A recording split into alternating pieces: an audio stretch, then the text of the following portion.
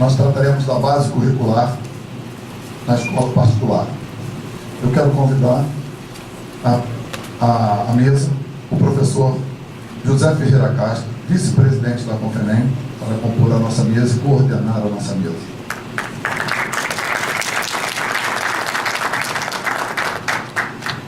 Quero também convidar a professora Maria Helena Guimarães de Castro, secretária do MEC, para compor a nossa mesa, nossa palestrante.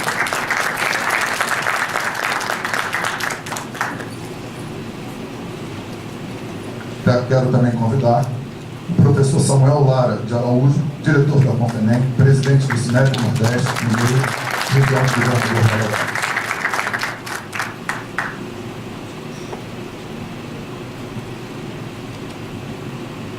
Composta a primeira mesa, passo a palavra ao presidente da mesa, ao coordenador da mesa.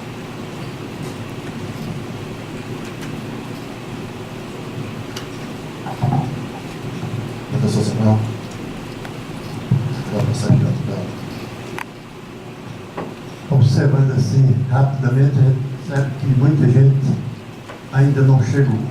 Nós não podemos esperar, vamos cumprir o nosso horário, uma vez que os palestrantes estão presentes.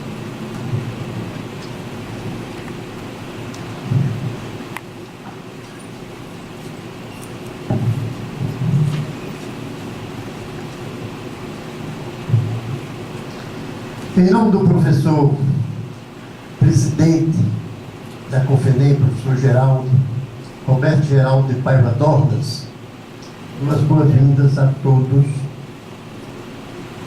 os presentes.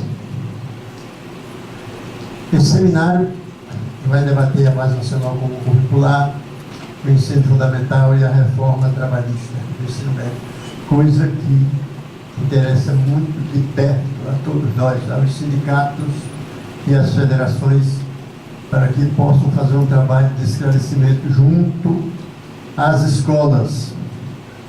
Não é uma tarefa muito fácil, as escolas vivenciar essa legislação que está aí, mas com um trabalho auxiliar dos sindicatos e das federações, temos certeza que isso acontecerá.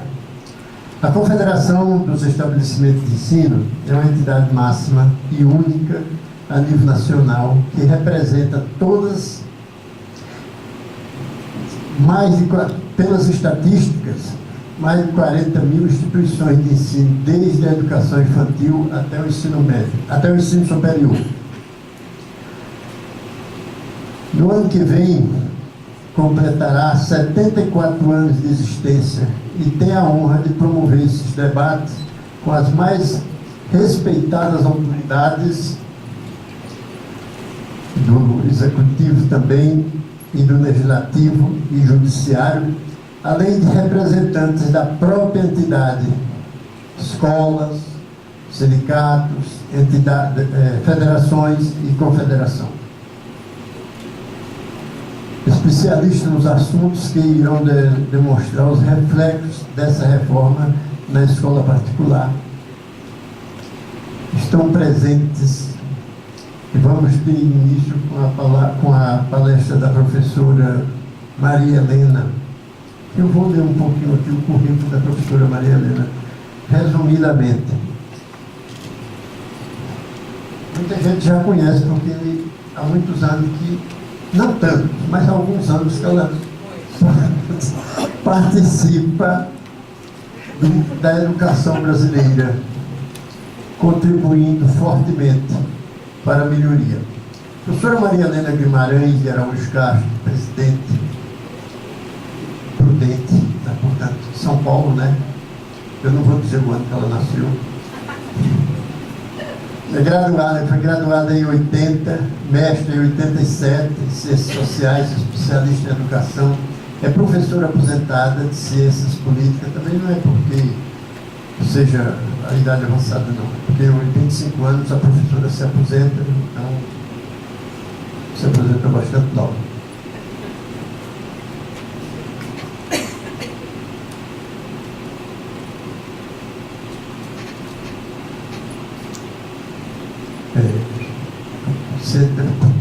Professora de Ciências Políticas na Unicamp, Foi presidente do Instituto Nacional de Estudos e Pesquisas Educacionais do MEC, 95 a 2002, no governo Fernando Henrique, responsabilizando-se assim pela viabilização do chamado PROVAM, oficialmente Exame Nacional de Cursos, que depois foi substituído. Ocupou interinamente o Ministério da Educação em 2001. Foi também secretário executivo do MEC em 2002. Foi titular da pasta de Assistência Social no governo Geraldo Alckmin, da Ciência e Tecnologia, na gestão Cláudio Lemos, no estado de São Paulo. Em janeiro de 2003, assumiu a Secretaria de Educação do Distrito Federal. Em julho de 2007, voltou a São Paulo para dirigir a pasta. Foi marcada por coisas importantes, viu? Pela tentativa de impor um padrão único de currículo para a rede e um único material de apoio pelo Estado. E pela criação de um programa de remuneração por mérito para professores. Em 2008, passou a integrar o Conselho Educar para Crescer, movimento sem fins lucrativos pela melhoria da educação no Brasil.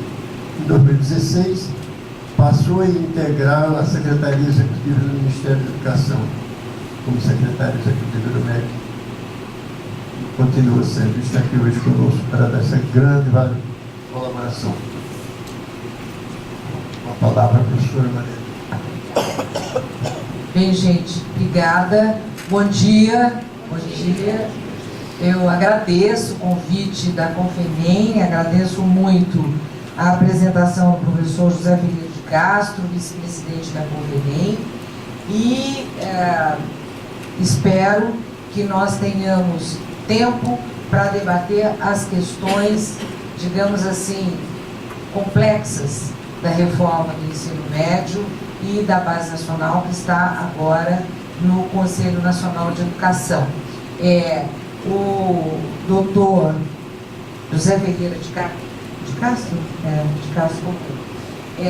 disse que não faz tanto tempo assim, faz muito tempo que eu estou na área de educação, tem muita gente aqui que me conhece de longa data, né? Fiquei todo esse tempo no governo Fernando Henrique, que foi a montagem, eu creio, do sistema de avaliação no Brasil, que nós não tínhamos antes, né? Vocês lembram disso? Inclusive, a avaliação do ensino superior, que não existia, o Enem, que não existia, ensejo e tudo mais. E, a partir daí, eu acho que houve uma agenda de políticas educacionais no país que evoluíram gradualmente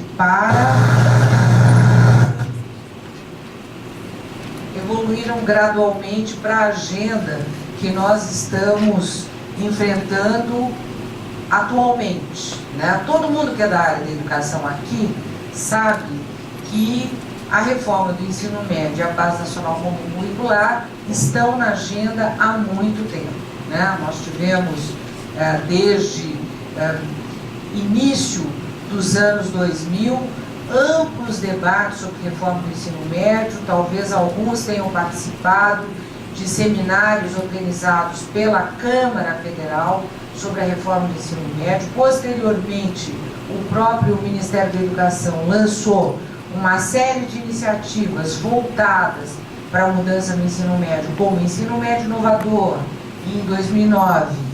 Depois, em 2010, o Conselho dos Secretários Estaduais de Educação lançou uma iniciativa nacional de debate sobre o ensino médio, sobre a estrutura curricular do ensino médio. Na época, eu era consultora do CONSED, tinha acabado de sair da Secretaria Estadual de Educação de São Paulo, no governo do Serra, né? Então, eu acompanhei, nesses últimos anos, um debate intenso sobre Base Nacional, reforma do ensino médio, etc. No caso da Base Nacional, esse assunto está na pauta. Para quem acompanhou o debate sobre LDB, veja a LDB, tá certo? Tem gente aqui que deve ter acompanhado os debates da LDB em 1995, 96 e que começa lá para trás, logo após a Constituição de 88. Né? E tem também um debate muito grande a respeito dos parâmetros curriculares nacionais, que acabaram não virando norma, por isso eles são parâmetros, né? E só tivemos mesmo, foram diretrizes nacionais de ensino médio, aquelas aprovadas em 98.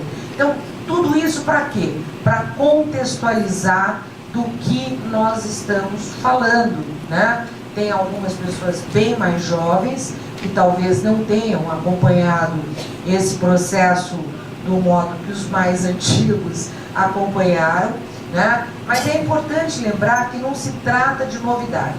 E no caso do ensino médio em particular, nós temos um quadro que todos conhecem, que é um quadro de resultados absolutamente insuficientes. É um quadro triste, o quadro do ensino médio brasileiro. Nós temos, para cada 100 que ingressam no primeiro ano, apenas 50 se formam na idade certa, sem nenhuma reprovação, o que é tristíssimo.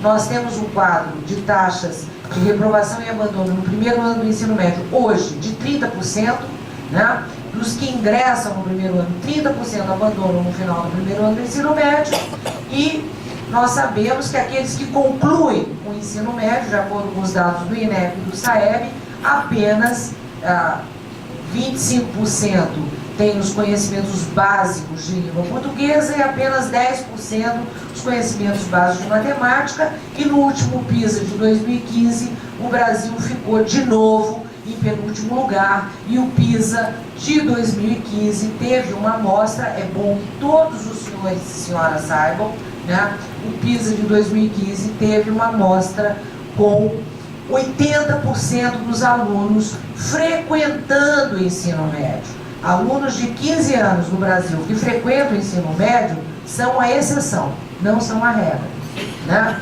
De acordo com a história da educação brasileira. Quer dizer, são bons alunos, alunos dedicados, alunos que nunca foram reprovados. Apenas 20% da amostra do PISA de 2015 era uma amostra de alunos com atraso escolar, do 9º e do 8º ano. Portanto, o PISA de 2015, ele foi desenhado para ter um melhor resultado e não teve. Então, eu estou aqui lembrando esses fatos para entrar na nossa conversa propriamente dita da Base Nacional e da Reforma do Ensino Médio, pelo seguinte: não adianta tapar o sol com a peneira. O Brasil vai mal no ensino médio. E nós temos clareza disso pelos indicadores nacionais e internacionais. Em grande medida, isso se deve a um currículo do ensino médio engessado, com 14 disciplinas obrigatórias, com apenas 2.400 horas de aula, né, ao longo de 3 anos, portanto, menos 800 horas por ano. O ensino médio no mundo inteiro tem, no mínimo, 6 horas por dia. O nosso tem 4 horas por dia, o que não dá, né? E com um currículo fragmentado, pulverizado, que não aprofunda nada, nem língua portuguesa, nem matemática, nem inglês, que hoje é obrigatório para qualquer tipo de trabalho que as pessoas aspirem. Não tem como alguém imaginar que pode se dar bem na vida sem saber falar inglês. Não existe essa hipótese, não existe mesmo, né?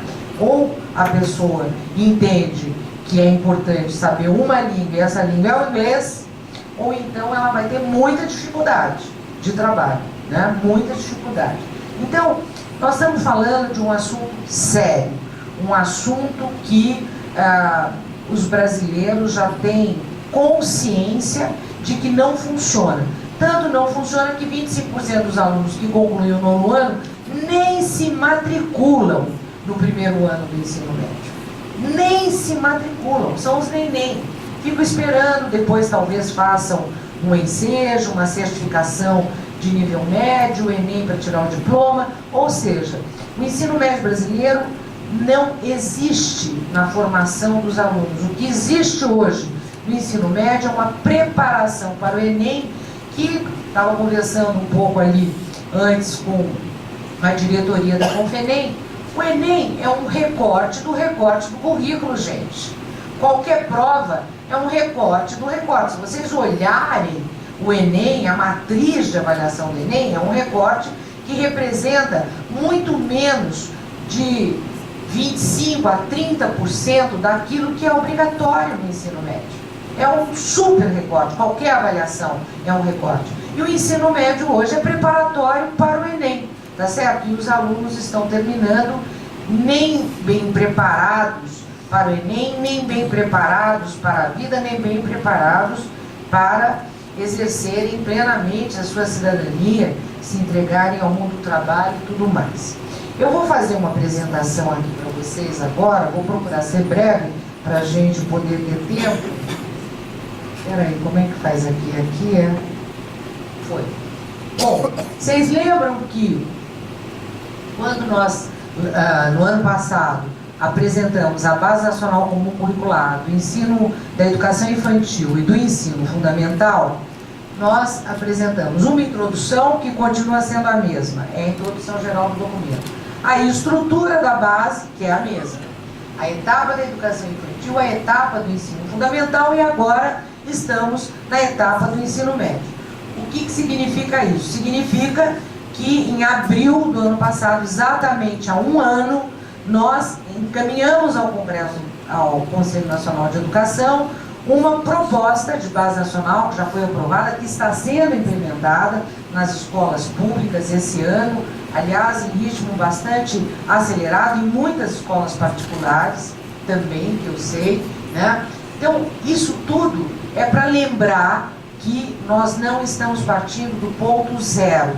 Nós estamos partindo de uma base nacional comum curricular da educação básica, que abrange da educação infantil até o ensino médio e que tem por objetivo reformular o ensino médio à luz da reforma do ensino médio. Nós estamos falando de uma mudança estrutural no ensino médio, coisa que não aconteceu nas etapas anteriores, na educação infantil e no ensino fundamental. No ensino médio, nós temos aí um grau de complexidade maior, né? Lembrando aqui de novo para vocês, eu quase estou indo lá para baixo, vou empurrar a cadeira.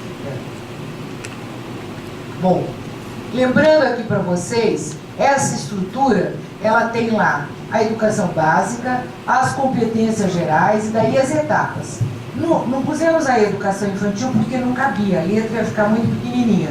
Então, no ensino fundamental, áreas do conhecimento. Quais são as 4 áreas do conhecimento que todo mundo diz que é uma invenção do MEC?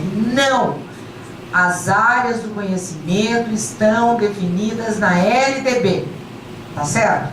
Não são uma invenção do MEC. A LDB estabelece 4 áreas de conhecimento, que são linguagens, que inclui língua portuguesa, língua estrangeira, educação física como uma forma de expressão corporal, arte, tá certo?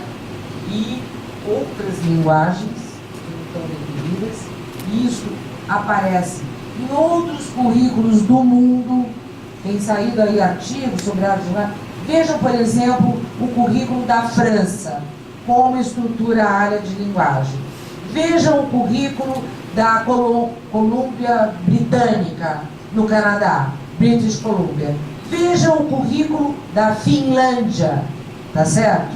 Né? Não é uma invenção do Brasil, isto é apenas uma definição da LDB que foi mantida pelas diretrizes curriculares nacionais da educação básica, né? Então, as áreas do conhecimento são as mesmas, as 4. Tem lá, na base do ensino fundamental, competências específicas de área, no ensino médio também.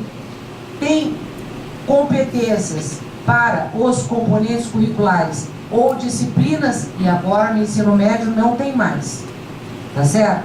No ensino médio, nós temos habilidades por área e habilidades para duas disciplinas obrigatórias definidas na lei: língua portuguesa e matemática, o que não significa que as outras disciplinas não sejam ofertadas, mas as que são obrigatórias são língua portuguesa e matemática, para que o currículo possa ser flexível, né, nas 1.200 horas, tá certo?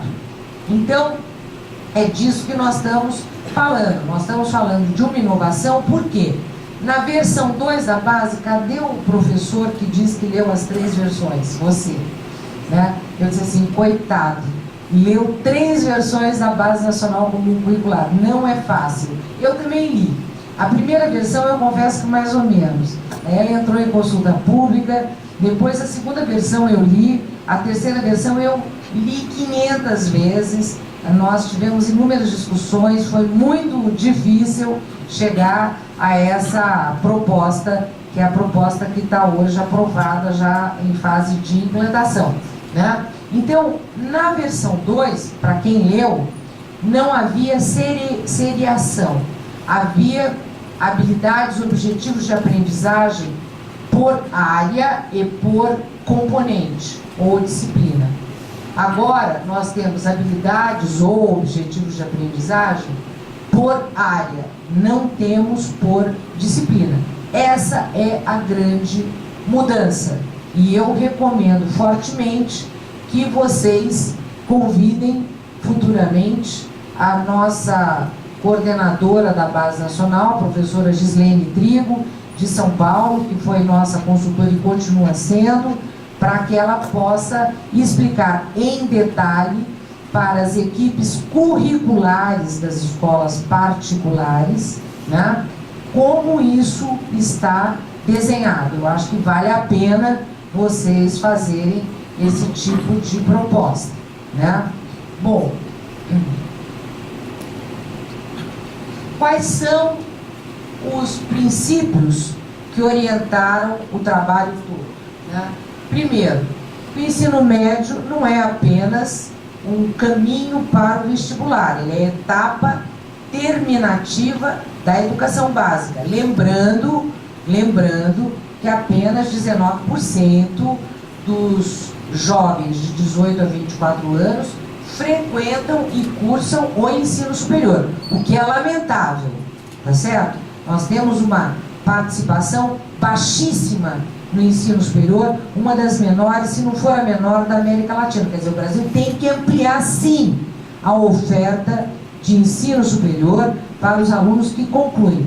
E nós temos uma participação, uma taxa baixíssima, tá certo? Agora, a maioria termina, aqueles que conseguem, terminam o ensino médio. Então, o ensino médio é a etapa terminativa da educação básica, como diz a LDB. Outros princípios que nós insistimos muito, né? Alinhar a nossa proposta de base curricular aos princípios da Unesco e da OCDE. Não sei se vocês estão acompanhando, a Unesco tem hoje uma agenda que se chama Agenda 2030. Essa agenda, ela sucede aos Objetivos de Desenvolvimento do Milênio, os Desenvolvimentos Sustentáveis do Milênio. Eu participei de várias reuniões dos comitês da Unesco e tudo mais. E a OCDE, ela está também com um grupo de trabalho que está organizando a Agenda 2030 de Educação, à luz dos princípios da Agenda 2030 da Unesco. E vale a pena também vocês conhecerem os documentos da Unesco e da OCDE sobre educação no ano de 2030, tá certo? A Agenda 2030 é ano de 2030, nós estamos quase em 2020, certo? Então é daqui a pouco, né? É logo, né? E essa agenda, tanto da Unesco como da OCDE, o que elas valorizam? Os conhecimentos, as competências, habilidades, atitudes e valores que aqui no Brasil, em geral, são conhecidos como socioemocionais, né?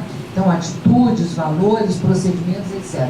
Então, essa agenda da Unesco e da OCDE, ela é praticamente hoje universal. No mínimo, os países desenvolvidos países com bons sistemas de educação estão seguindo essa agenda. Na Europa, por exemplo, todos os países da Europa estão seguindo a proposta curricular da OCDE, os países membros da OCDE.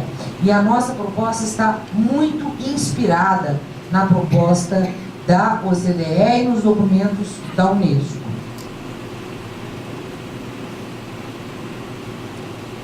Outros objetivos centrais da nossa proposta, né? A questão da preparação para o mundo do trabalho é algo que está em discussão hoje, uma vez que nós sabemos da total imprevisibilidade que cerca o futuro das ocupações nos próximos anos. Ninguém sabe quais são as profissões que continuarão existindo daqui a 30, 40 anos. A Alemanha tem documentos mostrando isso. 60% das profissões não existirão dentro de 30 anos. Portanto, quem é que nós vamos formar? Quais as competências e habilidades que nós vamos formar? Nós vamos continuar preparando para fazer o Enem, que é um recorte do recorte? Ou nós vamos pensar numa preparação muito mais sólida, mais ampla, para que esses alunos, de fato, tenham condições de se dar bem na vida, né? Então, essa ideia de preparação para o mundo do trabalho e para a cidadania do século XXI, ela tem clareza de que não se trata mais do trabalho focado numa profissão específica, né? Por exemplo, a ideia de curso profissionalizante para cada um fazer um pedacinho do pedacinho, isso não é objetivo dessa proposta. Essa proposta, ela abre a possibilidade de fazer um curso técnico junto com o curso médio. O outro ponto é a questão do mundo digital, quer dizer, é um fato nas nossas vidas que o mundo digital e ter domínio das habilidades digitais. O documento da OCDE de currículo diz o seguinte: entre as linguagens, né, quer dizer, o que eles consideram essencial? Leitura, escrita, matemática, conhecimento de matemática, educação científica e alfabetização digital, que eles chamam de literacy, né? Mas no sentido de que os alunos precisam ter o domínio de todas as competências digitais que estão atravessando o mundo do trabalho como um todo, seja a indústria, o setor de serviços, a agropecuária, não interessa, né? E seja o mundo da vida, né? Que as pessoas em qualquer área hoje precisam, mesmo um trabalho informal. Olha o Uber, por exemplo, que agora não é informal, é mais formalizado, mas depende totalmente do mundo digital, assim como todos os produtos de entrega, delivery e tudo mais, né? Então, o mundo digital faz parte do cotidiano e ele está atravessando todas as ocupações e profissões, em alguns casos até substituindo. Os maiores escritórios de direito de São Paulo já têm 60% do trabalho feito por robô, tá certo? Eles já dispensaram muitos advogados. Os robôs estão lá fazendo aquilo que era feito por pessoas recém-formadas e tudo mais, né? Na área médica na Inglaterra, mais de 65% dos procedimentos são feitos por robô, hoje, na medicina, né? Por quê? Porque você depende de um conjunto de exames para diagnóstico e tudo mais. Então, nós estamos falando de outro mundo.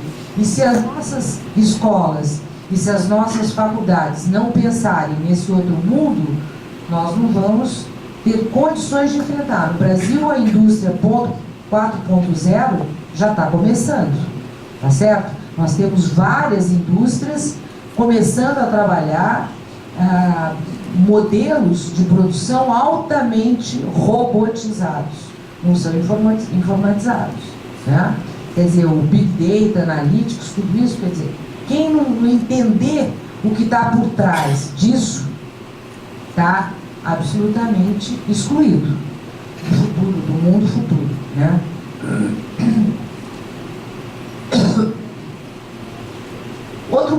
ponto que foi objeto constante da nossa proposta é a compreensão dos fundamentos científico-tecnológicos dos processos produtivos, sempre valorizando a relação entre teoria e prática, e, por fim, uma ênfase muito grande na colaboração e resolução de problemas, que, aliás, é a competência mais avaliada pelo PISA.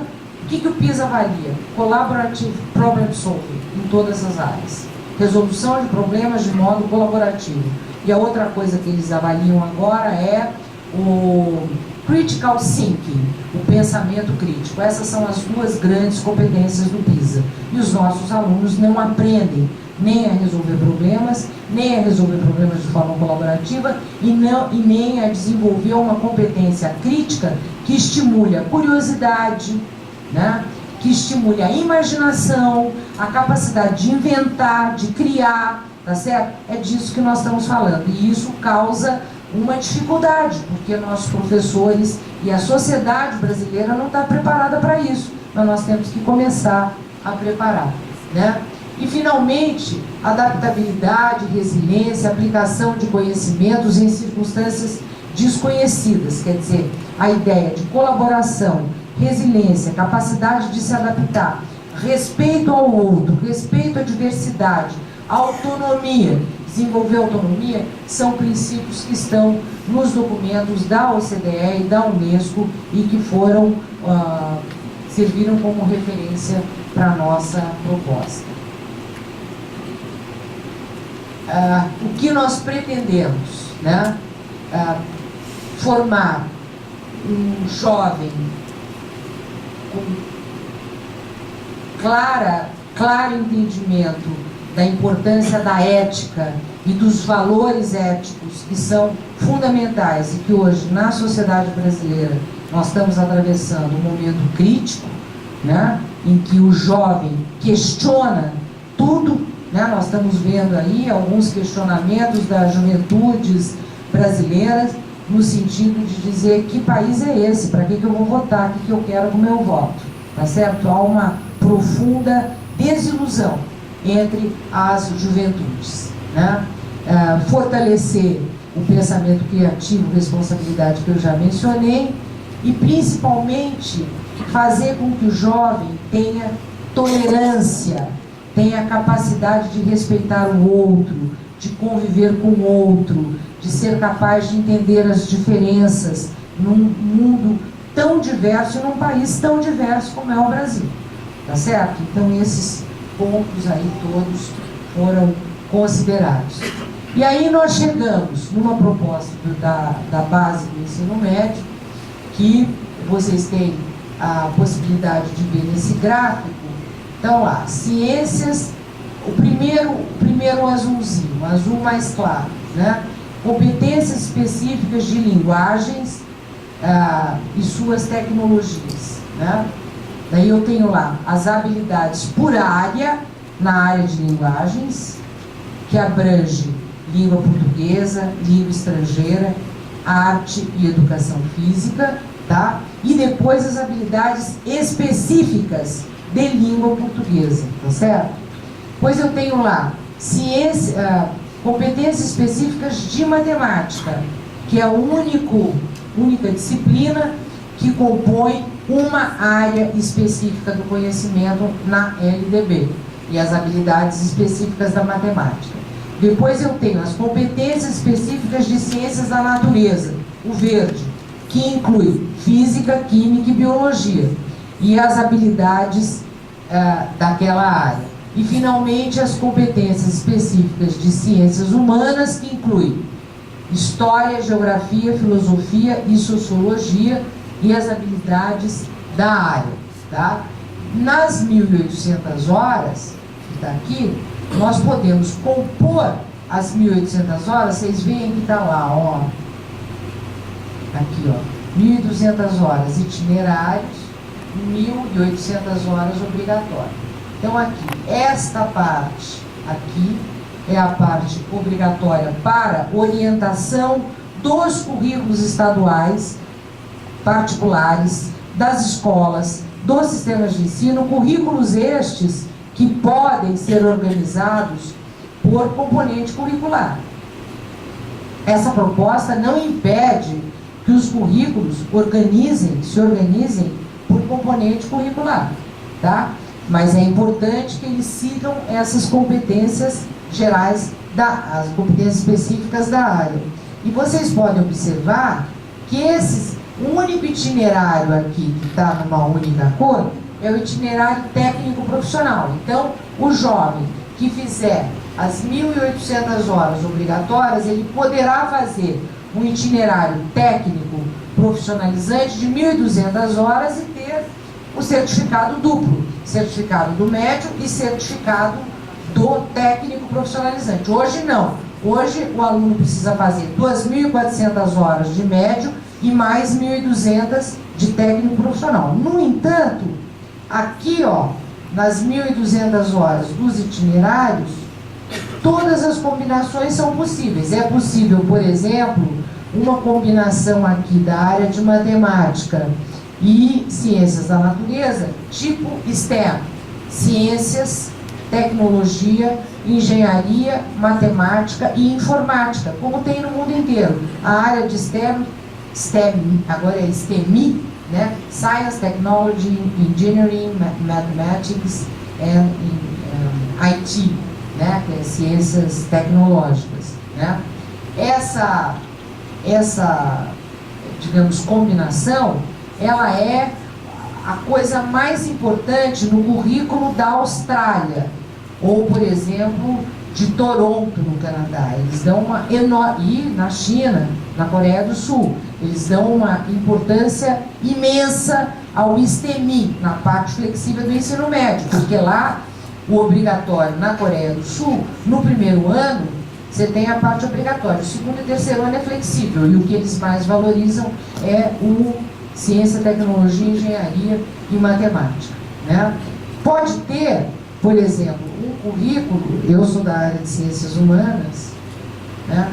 Pode ter aqui um currículo que misture a área de ciências humanas com linguagens. Por que eu não posso ter um currículo que misture história e literatura, por exemplo, né? Posso ter, ou posso fazer um aprofundamento na área de humanidades, com ênfase só na área de humanidades, ou posso ter só na área de língua portuguesa e literatura, na parte flexível, quer dizer, ou posso ter aqui uma forte ênfase na área da saúde, né? Além da área de engenharias, uma forte ênfase na área da saúde que vai combinar com ciências humanas, por exemplo, com geografia, que dá um grande destaque para meio ambiente, questões ambientais e sustentabilidade, que estão muito ligadas à qualidade de vida e tudo mais, né? Enfim, esses temas foram todos discutidos e agora nós pretendemos desenvolver um documento sobre isso. Como é que estão organizadas as competências específicas? Nós temos as 10 competências gerais da Base Nacional Comum, que continuam sendo as mesmas do ensino fundamental e do médio. Temos 7 competências específicas de linguagens e suas tecnologias.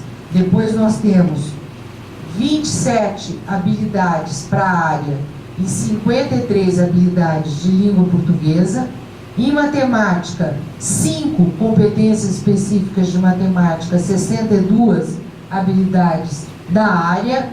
Em ciências da natureza, 3 competências específicas da área e 23 habilidades por área, da área.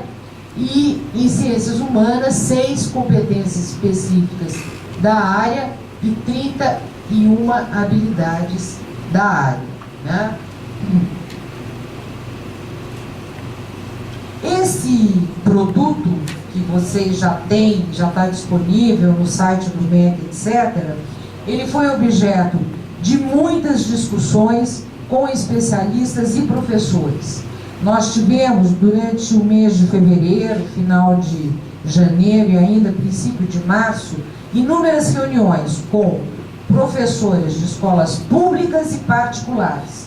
Tivemos professores de escolas particulares de São Paulo, de Fortaleza, de Pernambuco e de Santa Catarina. Nós tivemos professores de escola particular de 4 estados brasileiros participando de oficinas, né?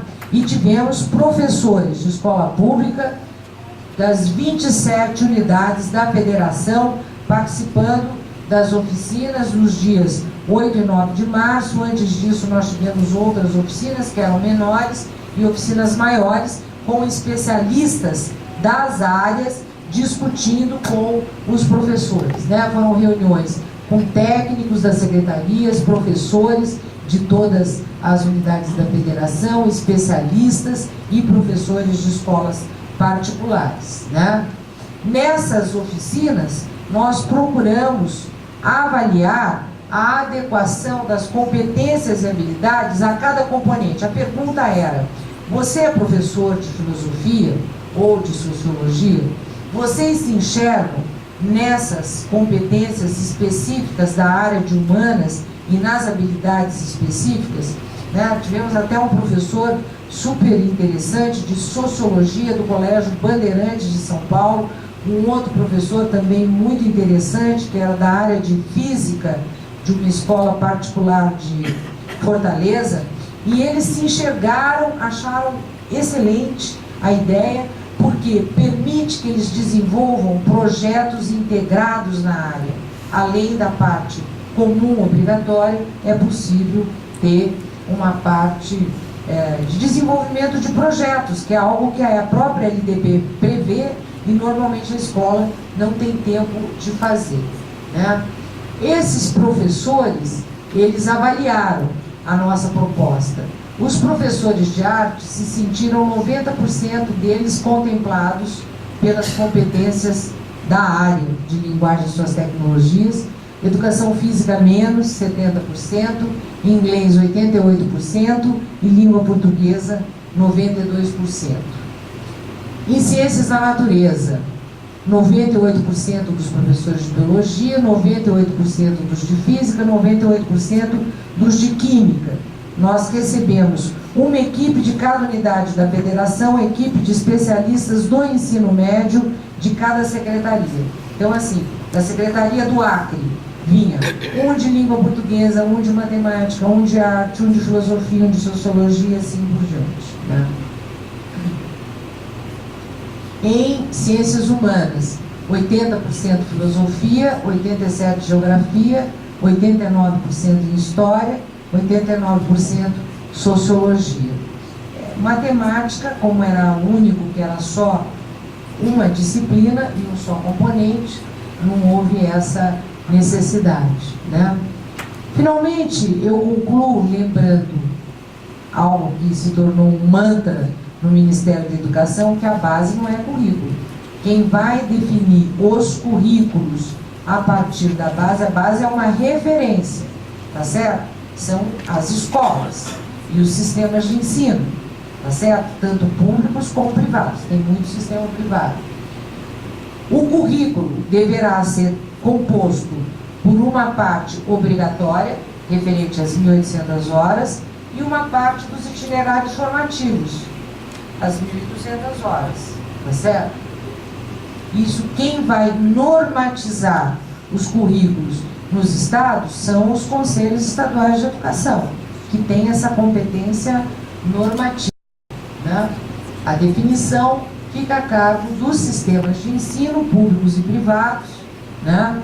E dos conselhos estaduais de educação. Lembrando que após a aprovação da base, vamos supor, a base é aprovada no final desse ano, ela só poderá começar a ser implantada a partir de 2020, pela lei. Por quê? Pela lei é um ano letivo diferente após o ano da sua aprovação. Então ela poderá começar a ser implantada em 2020.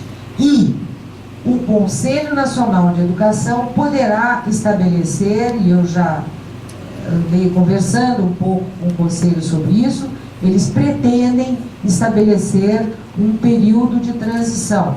Então, provavelmente haverá um período de transição para a implantação da base.